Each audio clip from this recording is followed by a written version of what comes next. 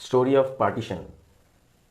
आज मैं आप सभी को इसी के बारे में बताऊंगा। मेरा नाम है कौशिक विश्वास और आप सभी को मेरे चैनल पर स्वागत है। 14 अगस्त 1947 के ख़त्म होने में बस कुछ ही वक्त बचा था और आधी रात को इतिहास लिखा जाना था।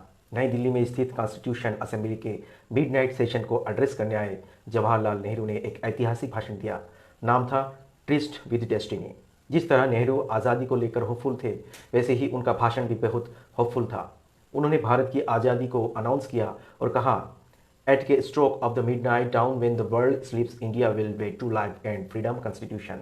असेंबली खचाखच भरी थी, सारे दलों के नेता मौजूद थे, लेकिन भारत की आज़ादी के सबसे बड़े नेता महात्मा गांधी उस टाइम पे कहाँ थे? गांधी, दोस्तों, वो गांधी जिन्हें नेताजी सुभाष चंद्र बोस ने आपसी मतभेद के बावजूद राष्ट्रपिता या father of a nation declare किया, वो दिल्ली से हजारों किलोमीटर दूर बंगाल के नवाखाली मतलब बरानगर में थे, जहां उन्होंने देश को आज़ादी का जश्न मना रहा था। सभी देश वो तब बंगाल में नवाखाली में लगी आग को बुझाने की कोशिश कर रहे थे, क्योंकि बंगाल उस टाइम पे जल रहा था। हमारी आज की कहानी इसी आग की है जो आज़ादी के वक्त पूरे देश में सुलग रही थी। आज की कहानी उस घटना की है जिसने आज़ादी के जश्न को फीका कर दिया।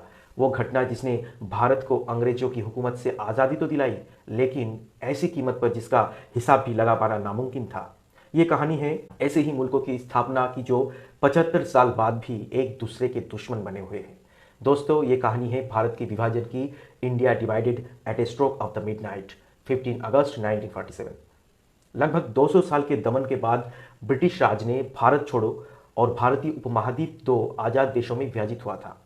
हिंदू मेजोरिटी सेक्युलर इंडिया और मुस्लिम मेजोरिटी सेक्युलर पाकिस्तान, ये दोनों देश थे। भारत तो आज भी सेक्युलर है, लेकिन पाकिस्तान का सेक्युलरिज्म 1955 में ही खत्म हो गया था।